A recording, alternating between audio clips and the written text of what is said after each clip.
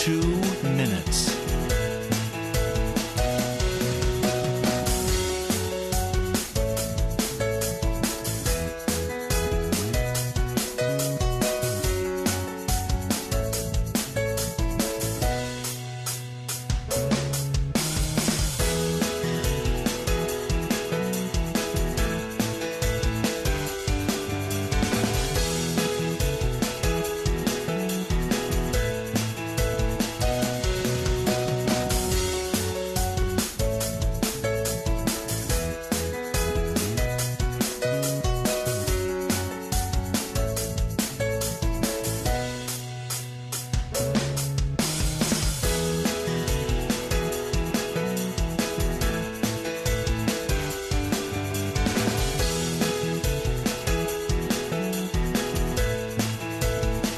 Lynn Cullen live in 1 minute.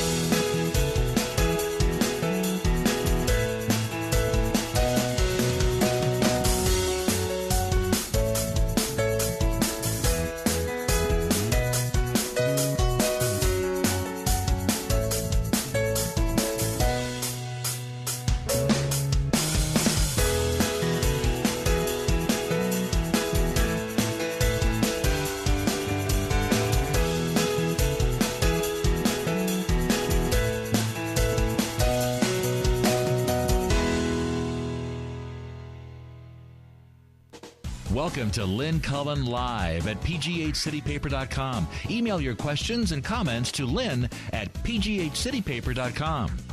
Well, hello there and welcome. It's Thursday, opening day for the Pirates, the home opener, and I can see the stadium sort of from here if I crane my neck, and it's looking beautiful. Should be filling up in a few hours. Also waiting to hear what buildings have been targeted for bomb threats at Pitt today. I'm laughing, but I would be fit to be tied if I were at Pitt. This is really unbelievable. And again, I hope they draw and quarter the jerk when they find whoever it is. I mean, now this person is calling in, 3 buildings at a time. And, I've been wondering, how thoroughly do you think, really, the cops are... Think of the Cathedral of Learning. How many floors is that? How many rooms? How many nooks and crannies? If a bomb threat is called into the Cathedral of Learning, how long would it take, really, to comb the place and secure it? I can't even begin to imagine. So I even have to wonder if, I don't know, if you were there, wouldn't you do sort of a cursory kind of look around? And I guess that's what people worry about, that this is just a setup for something bigger, but I don't think so. I really don't. But I guess things being as they are, they can't take chances. Unbelievable. Well, another beautiful day, and for those of you who are playing hooky or heading to the game, have a wonderful, wonderful day. Business as usual here, although Thursdays usually Tom Sokolowski joins us, but he is on extended leave. He's in New York City, actually, and we'll be back in a few weeks. Okay. All kinds of stuff to talk about, none of them particularly related, so I'm going to appear to be... I don't know, somebody with a short attention span jumping from thing to thing.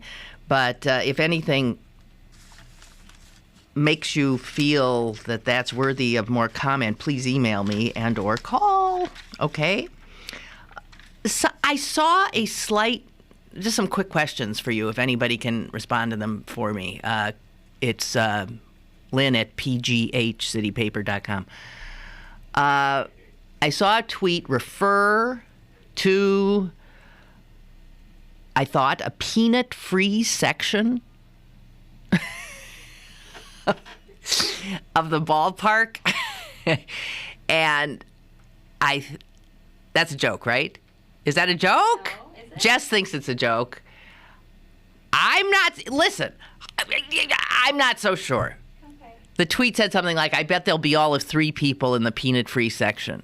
Is there really a peanut-free section?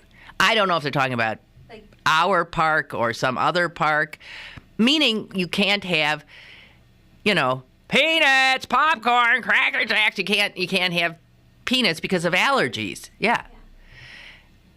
Which I think would be getting a little absurd. What about people who have severe reactions to perfume? And I know I actually don't like perfume. It can give me headaches. And when people, some people walk by leaving a wake of odoriferous air, and it can knock your socks off. And if you're stuck in an enclosed area with somebody wearing too much fragrance, it's eye-watering. So just asking, is a peanut-free section of a baseball park a joke? You see what times we're living in when even relatively intelligent, even some might say skeptical people are unable to discern whether something is a joke or real. Reality and absurdity have become so commingled that you just don't know. yeah. Wait, Jess is saying, yeah, there is a peanut-free section? I think so. Okay, Jess thinks so. Well, report back when you have a definite answer. Wow.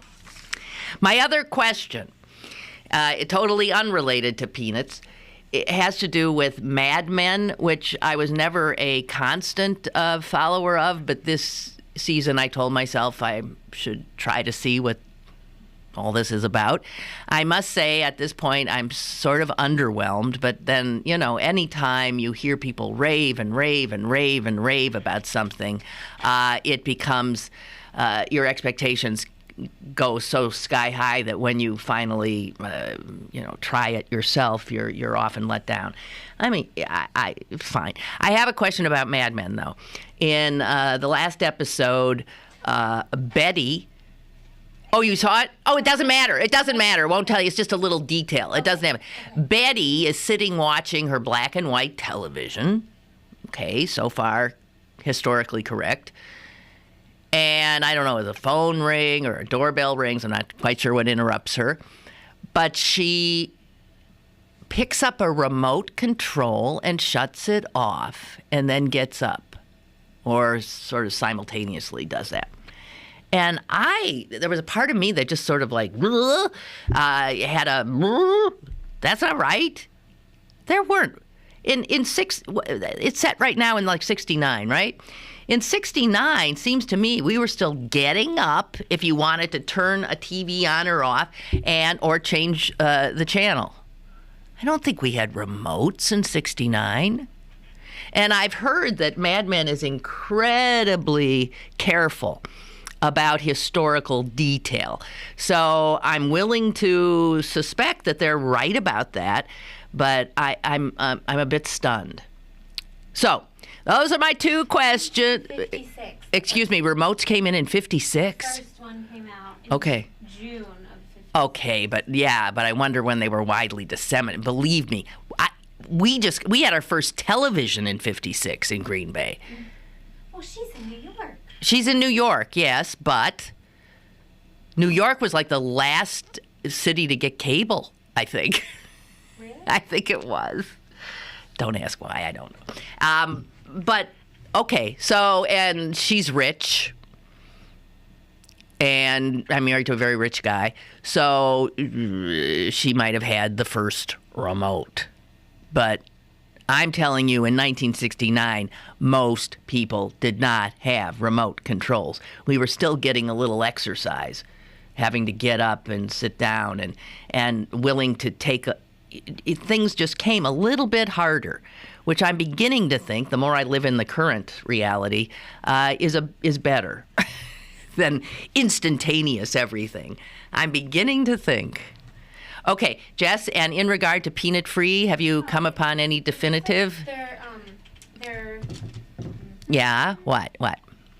They're sectioning off certain games of the season that are peanut-free games.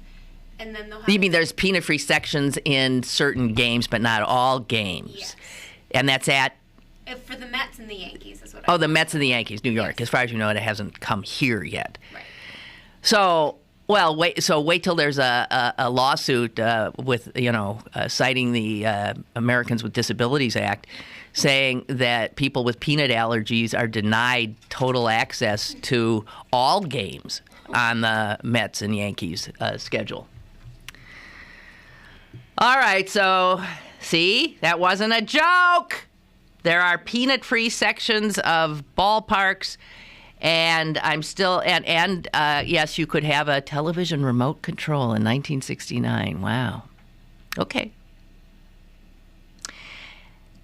Two other quickie observations. As I said, I'm hither and yon and all over the place today.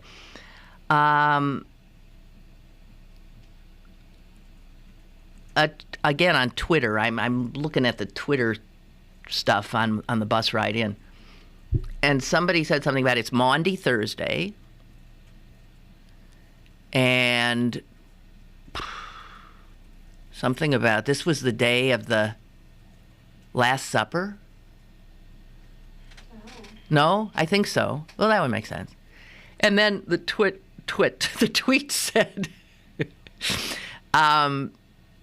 some think the Last Supper was a seder. And I got angry and tweeted back, some think that the Last Supper was a seder? Well, duh! It's a bunch of Jewish guys sitting around. It's Passover, for God's sakes. Of course it was a seder. Jesus. Excuse me, Jesus. Yes, Jesus. And the other guys were celebrating the seder, and as Passover, as will I tomorrow. Isn't that odd? That strange intermingling of Passover and Easter. The Last Supper and Passover. Now, how did those guys get so inextricably bound up too, huh? Of course it was a seder. Jeez. What do you think? It was a night out on the town? There were lap dances afterwards? I mean, come on. Oh. Okay, hang on. Mary writes, yes, the message boards are abuzz about Betty's remote. Oh, so I wasn't the only one who had who recoiled when she hit the remote. Some people have said the remotes available in 69 had a wire to the television. So then they still weren't accurate because we didn't see any wire. She seemed to pick it up from well, you wouldn't maybe see the wire. And she says, Megan's name bothers me. Who's Megan? Oh, Megan is his new wife. Megan's name bothers me. She's a French Canadian. Megan really didn't become popular as a name until later. Well, maybe her French Canadian parents were really, trendsetters. I don't know.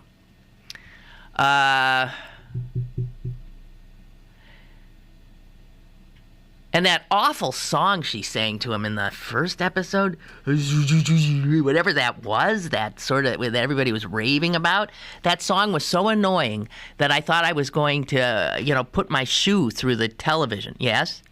Someone just said What? that she felt the same way because Dawn has automatic What? Don has automatic windows on his car, and that also may not be. 69? No, there might have been. Is it a nice car? It probably is. Probably is. Okay, we'll check it out. When did automatic windows? Well, you see, some cars would have had them. But yeah, generally in 69, you were still rolling windows up and down, and you were definitely getting up to turn off a television. Zooby, zooby, zoo. Whatever that song was. And I thought, if I never hear that again, I will be a very happy person. And then I was in a store yesterday, and what was playing in the store? Zooby, zooby, zoo. I almost ran screaming from the place. Anything else, Jess, from your reportage? Electric windows in cars, 1948. Oh, for God's sakes. 1948, there were electric windows and doors in cars? Electric windows. And windows in the car. Okay, yeah, well, in next to none, believe me. So a lot of these things, come in, I guess, early, but in terms of widespread adoption, I think you have to go 10, 20 years later. I don't remember when I got my first remote. I mean, I don't know. Life was harder, I'm telling you. You only had four networks, if you were lucky, and you had to get up to change from one to the other. And they went off the air at around 11 o'clock at night. They played the Star Spangled Banner and put a waving flag up or something, and that was it, and then it would just go to snow and static. And I think we were the better for it. Indeed. Okay, well, I think you guys then have answered pretty much my questions. And here's just an observation. I was thinking about the damn Supreme Court yesterday, and I thought, how odd, or not, actually, that we can assume that the three women, there's only three women, there's never been three women on that court before, there's three women on the court now, and we can assume that all three women will find the Obama care law constitutional. Can't we? And then I was thinking about the makeup of the court in another way. And this brings up, of course, religion.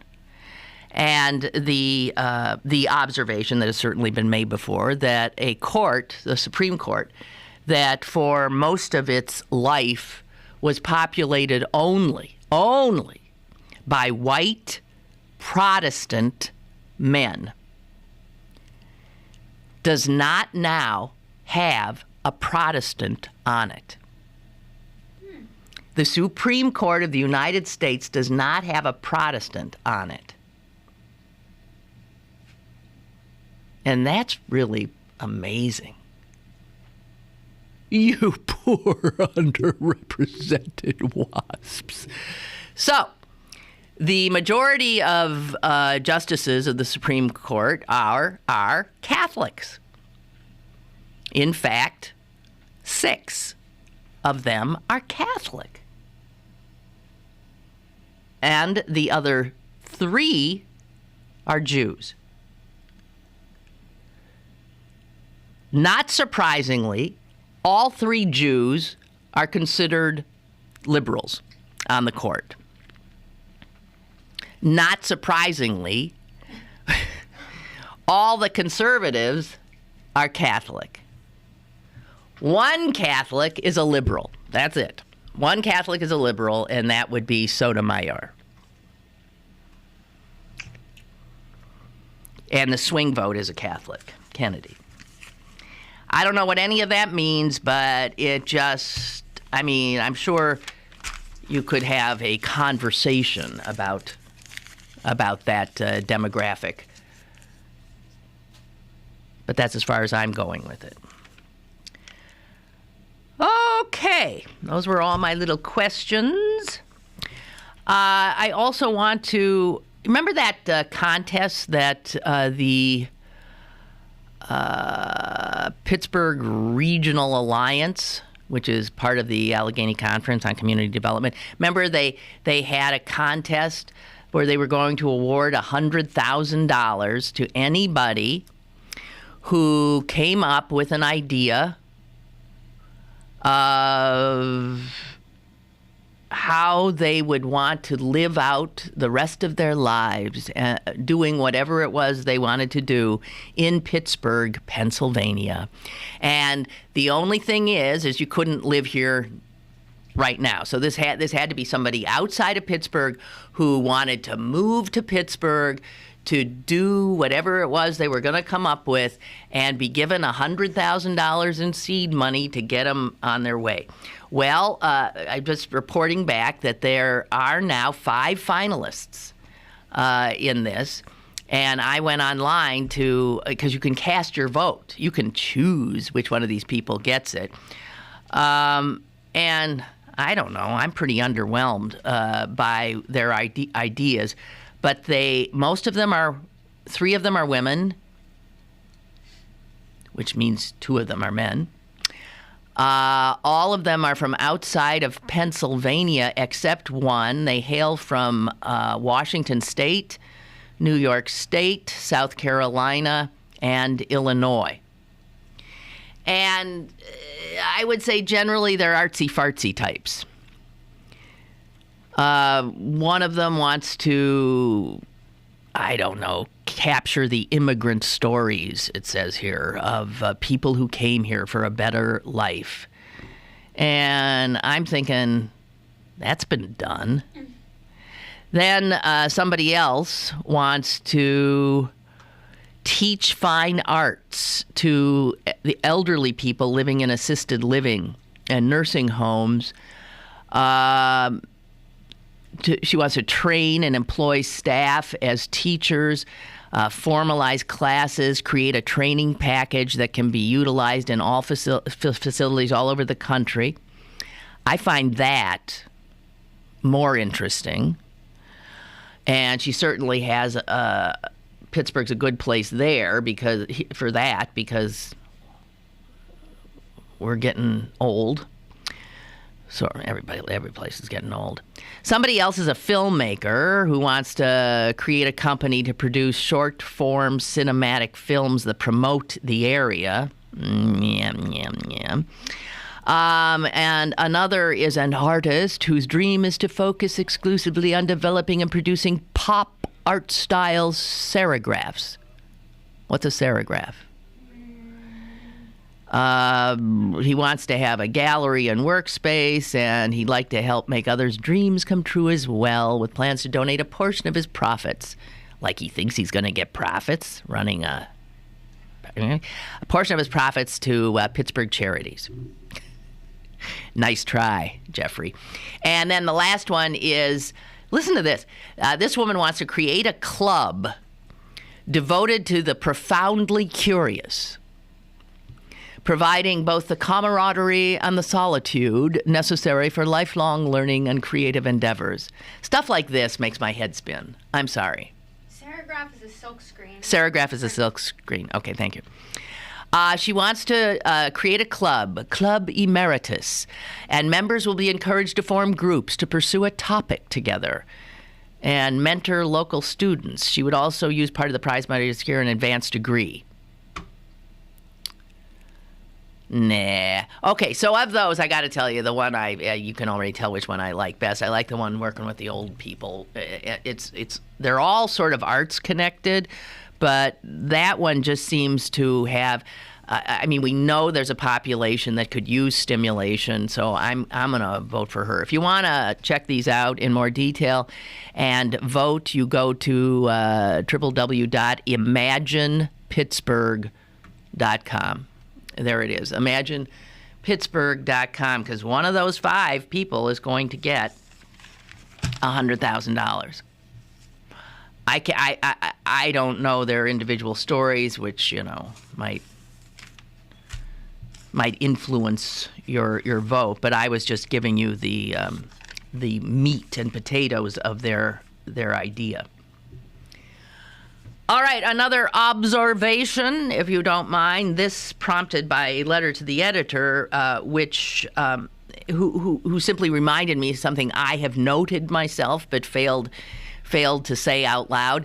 And so I will credit Paul Cox of Richland for the following letter. Congressman Jason Altmire and Mark Critz are campaigning against each other. These are both Democrats. Very, very, very moderate to conservative Democrats, given the populations they represent. And because of Democrats' failure to go to the polls in the midterm election, we lost, and for other reasons too. Well, that's not true. No, it's just our declining population, right? Yeah, it's declining population. We lose representation. And because here's where it comes. The Republicans control the legislature, so they got to redraw the congressional district lines, and they redrew it to hurt Democrats and to help themselves. And consequently, all of a sudden, these two Democratic districts, Jason Altmire's and Mark Critz, have been melded together, meaning that one of these Democratic congressmen is going to be out of a job in 3 weeks after the primary election. So the people of this newly created district will have to decide on one of their congressmen. So you've seen ads with Jason Altmire and Mark Critz. And Paul Cox says both are incumbents, but their districts have been already. So far in their TV commercials, both Altmire and Critz have told what they voted for and why, and say what the other did differently. They do this in simple, clear language without sliming each other. I hope they can maintain this tone throughout the campaign and not give in to the temptation to get into squabbling and name-calling. And I wish other candidates for office would campaign with a similar kind of dignity. I noted it too. Their ads have been, I thought, generally informative and certainly free of bile. They've even gone so far as to say things like, my friend Mark Critz, my friend Jason Altmire, we have very many things in common, but here's where we disagree. And I've noticed that the last go-round got a little more intense, with Altmire accusing Critz of voting with the Republicans on something, and Critz has come back now saying that he was misrepresented, but it's done in this civil, unbelievably civil tone. They know each other. I'm sure they are friends, but this is, wouldn't you like if they're treating people, not only each other, with respect, but they're treating the voters with respect. And it's been so long since anybody's treated us with respect that I want to elect both of them just to thank them. But one of them's going to go. And I'm glad this guy noted it, took the time to write the letter, said it out loud. And I just want to concur. Okay, back to your emails. Paul writes, I was in grade school from 1960 to 68, and our televisions had remotes, at least later in the decade. You're kidding. Those remotes had a limited number of functions, and they actually clicked when you used the buttons. To turn up the volume, you had to click it numerous times. What's more, to use it, you had to get so close to the television that you might as well have just gotten up and done it manually. Have a great holiday, Paul. You too, Paul. Wow. I must have always just been, I don't know, not one of the first adopters, I guess. But clickers, yes. And my father called them clickers till the day he died. I think I might even sometimes call them a clicker. Mm-hmm. Not anymore, though, not with a kid in the house. But I've gone to remote. But yeah, who's got the clicker? Yeah, it was often the, ho Who's sitting on the clicker? Okay. No, but Mad Men has a reputation for being extremely historically correct. So much so that in a scene from the first edition this year, where they show those jerks in an ad agency throwing bags of water on black civil rights demonstrators, that actually was taken from the news of the day.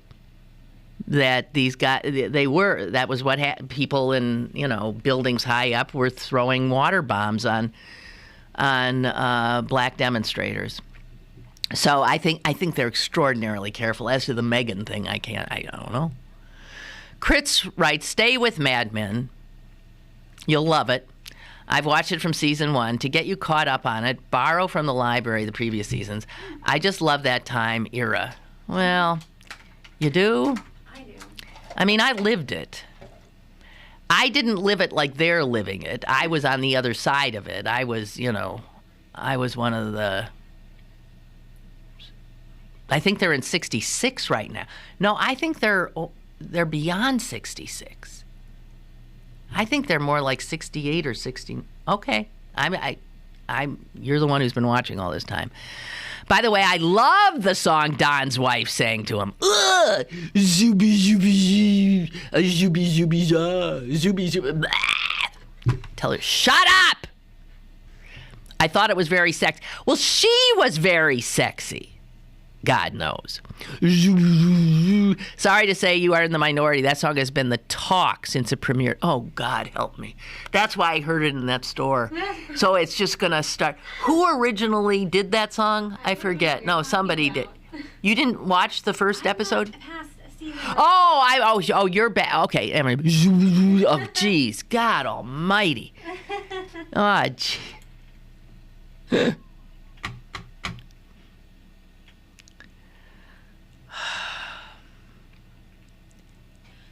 There's a bomb threat in the cathedral. There's a bomb threat. Okay, the first bomb threat of the day has been called in. Yes, ladies and gentlemen, as we speak, they are leaving the Cathedral of Learning, all gazillion floors. And I think that if this started as one person, it's blossomed. I think now people are just jerking their chains. I don't know. I pulling their legs, creating as much chaos as they can. I don't know. And I just wonder. I don't see people say, well, can't they trace if they're texting these or tweeting them or using their phones? Can't that be traced? Yes, that kind of stuff can be traced, but I think generally that's not how they're doing it. Or they're doing it from secure. I think generally they're doing it the old-fashioned way. They're leaving scrawled messages. One of them yesterday was on a piece of paper put in a sink in some building. Now, I guess the handwriting is being analyzed. I mean, because that does seem to be one person. But there could be, I don't know. I feel for him. Any school could be held hostage like this. Any school.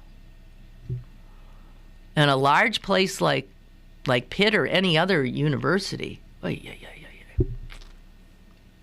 I think they should up that $50,000 reward. I think they're good for it. As a matter of fact, give free tuition for 2 years, 3 years, whatever, to whoever turns this SOB in. Why not? Do it.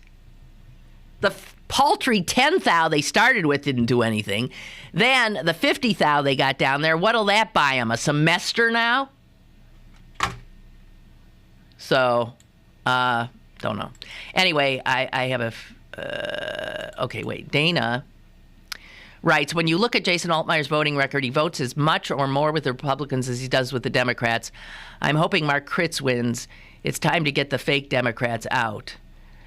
By the way, I've contributed to the Wisconsin Walker recall organizations. Good for you. And just received an email yesterday telling me that 5 fake Democrats are running for various congressional seats in Wisconsin. These bastards. It's an attempt for Republicans to take over by running as Democrats. I know. Isn't that something? They've done this before. In Wisconsin, I'm sure they've done it other places. They've done it before in Wisconsin and have never been successful. And here again, that shows a level of disdain, contempt, disrespect for the voter that should be punished, and definitely punished by not voting for these SOBs or anyone associated and or affiliated with them. Got to take a break. We'll be back. Stick around for more with Lynn Cullen Live after this. Go to bergbargains.com for great deals on tickets to the ballet, opera, city theater, science center, symphony, history museum, and the Carnegie Museums. bergbargains.com, Pittsburgh's only online deal site where the deals don't expire. bergbargains.com. Sewickley Med Spa is Pittsburgh's newest med spa, offering the latest in skincare treatments and medical-grade skincare products. Their providers have years of experience with aesthetic treatments and technologies such as Botox, Restylance, Juvederm, chemical peels, Retin-A, and spider vein treatments. They offer a discreet, personalized environment with only the best quality proven services and products. Call them today for a free consultation. 412-259-8628. The Sewickley Med Spa. 412-259-8628. You're listening to Lynn Cullen Live at pghcitypaper.com. Once again, here's Lynn Cullen. Yes, here she is. Well, there was a very positive item in the paper, which says that new numbers being released by the U.S. Census Bureau show that Pittsburgh has, in fact, turned the corner on population loss. Now, I have not been able to say that the entire time I have lived here, which is 31 years. I always felt responsible from the time I came into town. I'm serious. From the time I came into town, the Pirates stopped winning. For a while there, the Steelers stopped winning too, and I was thinking, geez, what have I done? I thought I went to the City of Champions. I came right after, the Pirates had won a series. And everything went south. The steel mills closed. People left in droves. It looked like something out of a documentary from the Dust Bowl. And I thought, I'm going to be the last one here. I might have been the last one to come in. The good news is for 2 years in a row now, if our graph has been down, we hit bottom. We hit bottom a few years back, and we're starting up. Not hugely, but we're starting back up. The numbers they released, and these are for Allegheny County. Allegheny County gained more population than any other county in southwestern Pennsylvania. As you know, Washington County, Westmoreland County have, seen a lot of population growth, sometimes at the expense of Allegheny County, where people moved out of Allegheny County into those two. But that's not the case in the last few years. Allegheny County, they estimate, increased, it's not huge, but over 3,700 people moved in as opposed to leaving, which is all we were seeing before. And that's beyond, births and stuff like that. But that's people actually packing their bags and coming in, buying homes or renting homes, whatever. So that Allegheny County's population now is 1,227,000 and change. We're coming on back.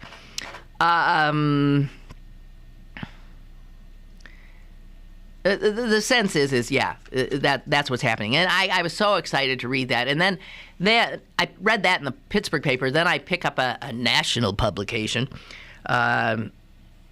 USA Today. And they have a story, too, on these new census figures, but obviously with a national perspective. And it takes a little luster off our good news. Because buried in their story is this fact. All but 2 of the 39 counties in the United States with populations of 1 million or more people gained population last year. All but 2. And I'm a little surprised there's only 39 counties in the whole country that have over 1 million people in them. But there it is. And we're one of them. And we were in the majority growing. The 2 hapless counties with over 1 million people that did not grow are Detroit and Cleveland. Or Wayne County and Cuyahoga. But those are the, metropolitan districts. And, the demographers who look at these numbers say that what they're seeing is that, gas prices are making living in the exurbs less appealing, to say the least. Also, the housing bust gutted some of those exurbs, because that's where all the, the speculation was. That's where all the homes were going up and roads were being built and the new development was. And now often those places are just ghost towns. Ghost towns are not appealing places to live. So increasingly, people have moved in toward population centers for a number of reasons. That's where the jobs are, and when jobs are rarer, you go where they are. So people are being drawn to urban centers, and as we are pulling out of this downturn, we hope, it's the cities and the old ring of suburbs, the Mount Lebanons, that are picking up population. Because, well, obviously, there's a reason. And if people are thinking straight, and if they're looking at their lifestyle, at their needs, at their budgets, of course they're going to move closer. They're not going to move out. It's insanity. So there you have it. But speaking of the recession and gas prices, McClatchy News, which just does an incredible job. They got, I think, some of the best reporters going. I don't know how many newspapers they've got now, but I'll tell you, they put out good work. And invariably, when I see a story from McClatchy News, it's almost always worth reading and often takes a different turn than a lot of sort of more prosaic, mundane, phoning it in kind of reportage does. And there's a hell of a lot of that going on. I'm about to tell you something you already know because you're smart cookies. But when you hear somebody who really knows about it talk about it, you realize what an outrage it is, and that it's allowed is mind-boggling. I'm going to read you some quotes from a man named Michael Greenberger. He's a professor of law, but he used to be a federal regulator of the financial markets. This guy is an expert in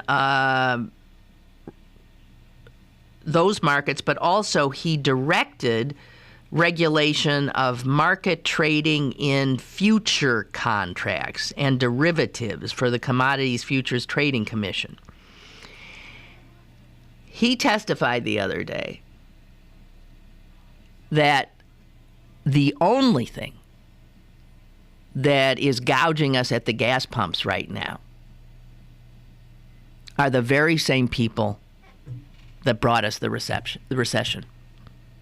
It's the same speculators, the same slime balls, the same, and I'll give you his quotes in case people don't know. So, I mean, the Republicans can go around saying high gas prices and Obama's not doing anything. Hey, if Obama wants to do something, then he's got to go after, and I wish he would. Get the Justice Department, get the SEC, get whatever it is you have to get. Get on these SOBs and get the Congress to pass legislation to criminalize what they're doing. Here's what Greenberger says, quote, "It is the same as the gambling Wall Street did on whether or not people would pay their subprime mortgages in the mortgage meltdown. It's the exact same thing, except now they are betting on the upward direction of the price of oil. And by betting on that upward, they're driving it up. It's a self-fulfilling prophecy, and they make out like bandits. It's well known that this could definitely scuttle our very and clearly tentative rise out of the recession.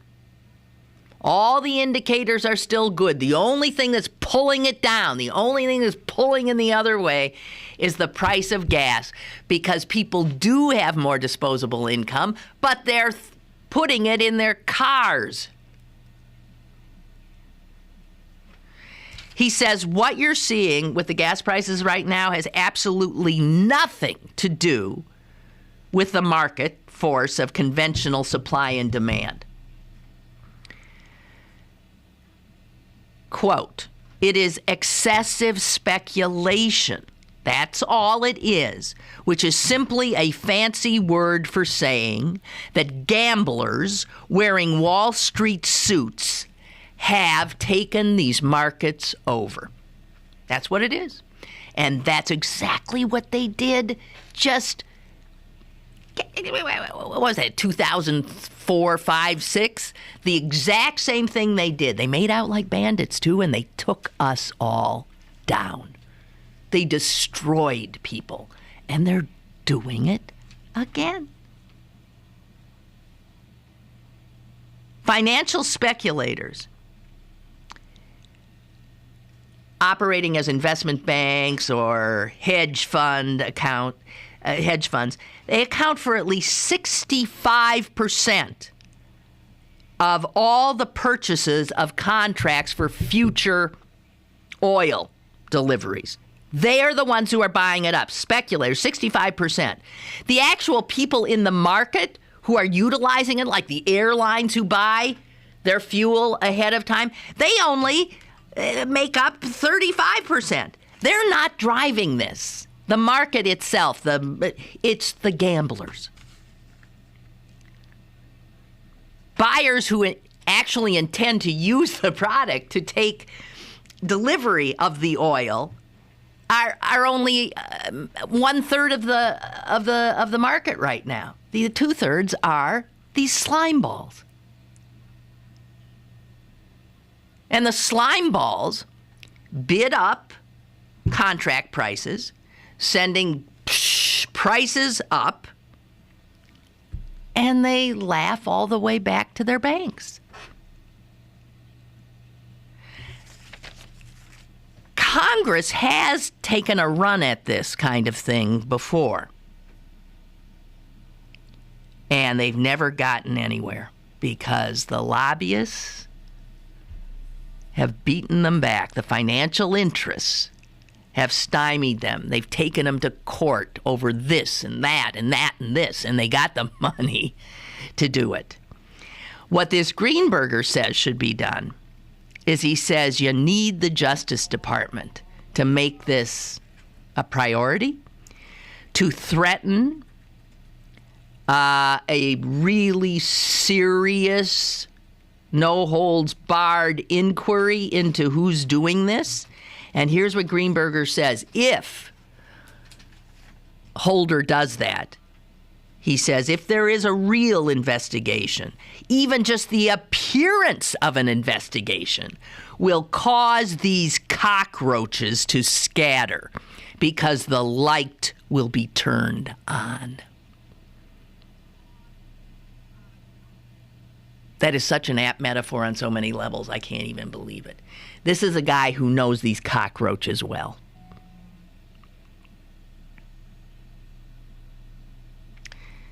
Supplies of gas are plentiful. We are drilling more than ever. There is no shortage pressure that is driving prices up. There is only one thing that is making the price of gas what it is, and it's the same despicable SOBs on Wall Street who did it to us just 6 years ago. My contempt for them is bottomless. My rage is, and my anger that the government is not figuring out. The fact is, but we've talked about the fact that they own our government. It's why we can't take them on like we should. Jeez. And the Republican Party especially. Oh, yeah. They're funded by them totally. Got to take a break. Email your questions and comments to Lynn at pghcitypaper.com or call Lynn at 412-316-3381. Lynn Cullen Live will return in a moment. Pittsburgh City Paper is available now. Pick up one today for the distinctively Dutch Festival, Pittsburgh Zoo Hop, and Dingus Day. Pittsburgh City Paper available at over 1,700 locations throughout Western Pennsylvania and on the web at pghcitypaper.com. If your walls could talk, what would they say?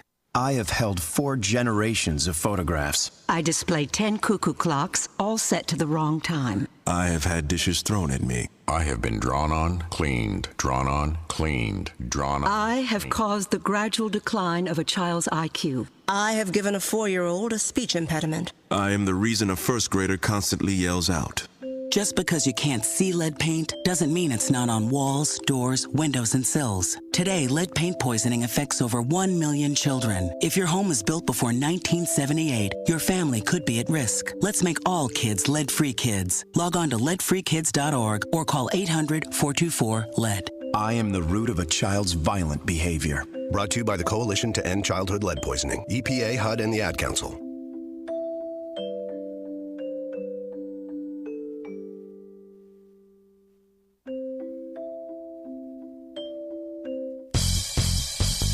Have a question or an opinion? Call Lynn Cullen at 412-316-3381 or email lynn at pghcitypaper.com. Now, more with Lynn Cullen Live. Nicholas Kristof has a unsettling piece today about what's in the chicken you're eating. Oh, God. I'll tell you, I know knowledge is power, but... Jeez.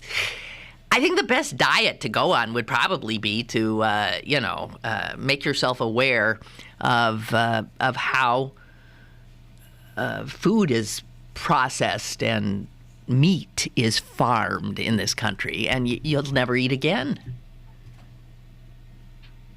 All right, new scientific studies show that the chicken that you're eating contains routinely, listen to this list, caffeine, the active ingredients in Tylenol and Benadryl, banned antibiotics like Cipro, and here's the kicker, arsenic. Yes, ladies and gentlemen, your chicken nuggets have arsenic in them. Why? Because feeding arsenic to chickens, and for that matter to pigs, makes their flesh an appetizing shade of pink. Oh, dear God, dear God, dear God. Let's see what else I can tell you. Okay, Benadryl's in there. The thing is, they've even samples from China contained Prozac. So why do they feed the chickens Prozac and Benadryl? Because, and Tylenol, because stressed out chickens, and believe me, in a factory farm, they're stressed. Stressed out chickens have tougher meat. So to make them less stressed in their stressful environment, they are given Benadryl. These are the ingredients that make up Benadryl, or the ingredients in Prozac, or the ingredients in Tylenol, which I guess sort of slows them down. On the other hand, they are fed caffeine, coffee pulp, so that they stay awake. One of the reasons that they're stressed, so that they stay awake. Why do they want them to stay awake? Because they want them to eat. And if you've ever seen a chicken, if a chicken's awake, it's, pecking around, eating. So they stimulate them to keep them awake so that they fatten up. And they give them arsenic so that as they're fattening up, that meat's nice and pink.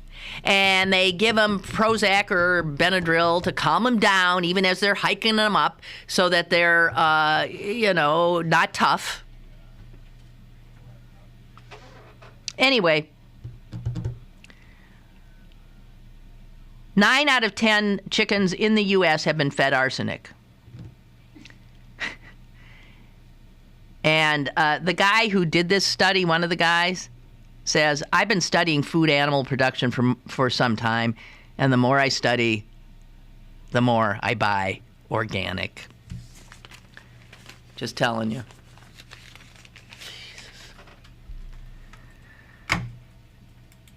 And we wonder why certain diseases are on the rise and stuff, and this and that is on. I mean, come on, guys.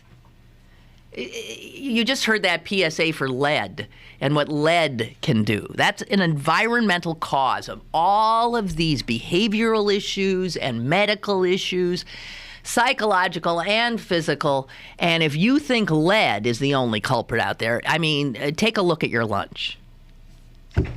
Take a look at the makeup. Take a look at the lotion you're putting on your hands right now. Take a look at this table I'm sitting at and the clothes I'm wearing. I mean, we surround ourselves, ingest, wear, all of these. We don't know what we have not a clue. We're perfectly sedated and happy. And living longer than ever before.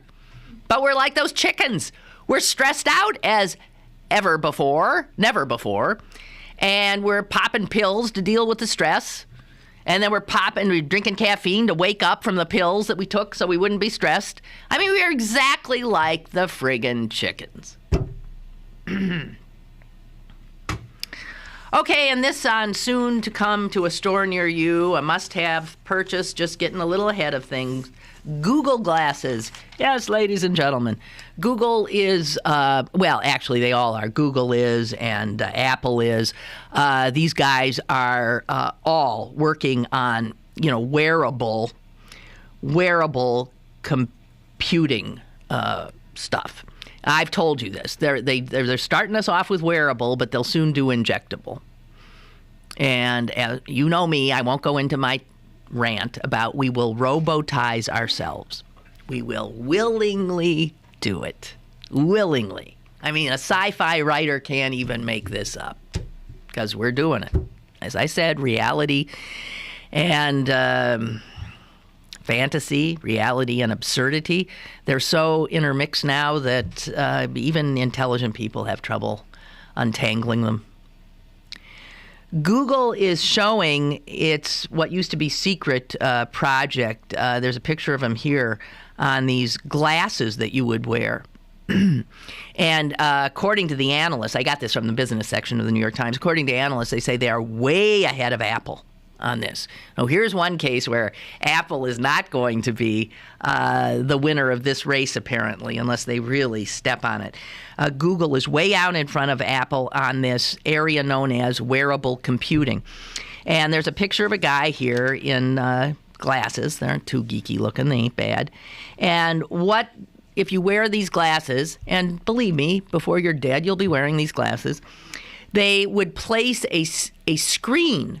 A screen would appear on the glass so that you're walking down the street and you'll be able to, for instance, have a map appear right there in front of your face, or you'll maybe be able to find where the nearest restaurant is. It'll be right there. In other words, you won't have the problem of pulling your little teeny-weeny computer out of your pocket. They continue to make things. As we were talking about the television remote before. This sense of this will be better because you won't have to pull something out of your pocket. You will wear it. And we'll go for that. We'll think that's progress. If you want to take a picture as you're walking, here's the guy who's saying how great this is. If I want to take a picture, I don't have to reach into my pocket and take out my phone. I just press a button at the top of my glasses. That's it. You know, I'm here to say that's progress. If I were to have read that sentence to somebody just 20 years ago, they wouldn't even comprehend the sentence, because I would say, if I want to take a picture, I don't have to reach into my pocket and take out my phone. Right there, somebody would say, what? I thought you said take a picture. So our phones now take pictures. But that apparently will be that's so labor intensive. To have to reach into a pocket. I'm sorry. When I can just reach up and push the button on my glasses. Now, on the other hand, in 10 years or 20, I know this thing moves so fast, 10 years, people will say, look at this. You do not have to even raise your hand to press the button on your glasses. No, you can implant in just anywhere, in your arm, this thing, and simply say out loud, take a picture. And then you'll talk to your glasses. They'll do it for you. This is progress. This, to me, is insanity. This is the self-robotization of people. And to think this stuff doesn't affect our behavior. I pulled up in my car next to a woman yesterday who was talking so animated. There's nobody in the car, of course. Yeah, and gesturing and this and that. And she's driving and she's gesturing. And I'm thinking, we're all insane. We're creating an insane world. We think constant. We think speed is the be-all and end-all. And I'm here to tell you it ain't. Okay, here's the last line, and then I'm done. In this piece in the New York Times business section today, a video released by Google, shot from the perspective of a glasses wearer, showed how the glasses would work. A man walks the streets of Manhattan, communicating with friends, seeing maps and other information, and snapping pictures. And at the end, he plays the ukulele for a friend over a video link. This is Google's vision of a wondrous future. And I say, stop the world. I want to get off. Chuck, I'll get you in here. Chuck writes on one of the last Sunday's political talk shows, they were talking about gas prices. The Republicans on the debate was asked if these prices, which are generating record profits for the gas companies, are appropriate given the continued tax breaks that gas companies receive.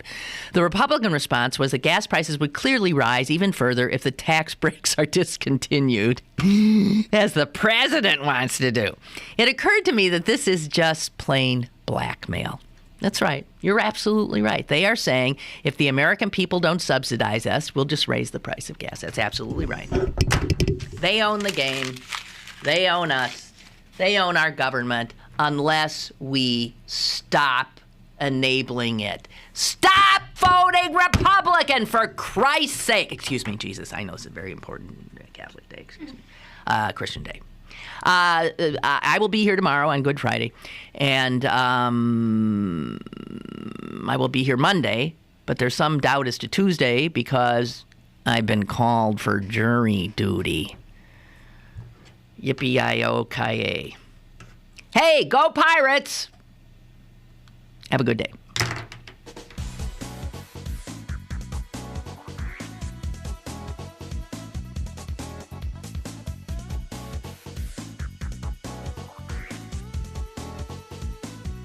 Lynn Cullen Live, Monday through Friday from 10 a.m. to 11 a.m. and archived at pghcitypaper.com. The opinions expressed on Lynn Cullen Live are those of the host and do not necessarily reflect the viewpoints of Pittsburgh City Paper, Steel City Media, and its advertisers.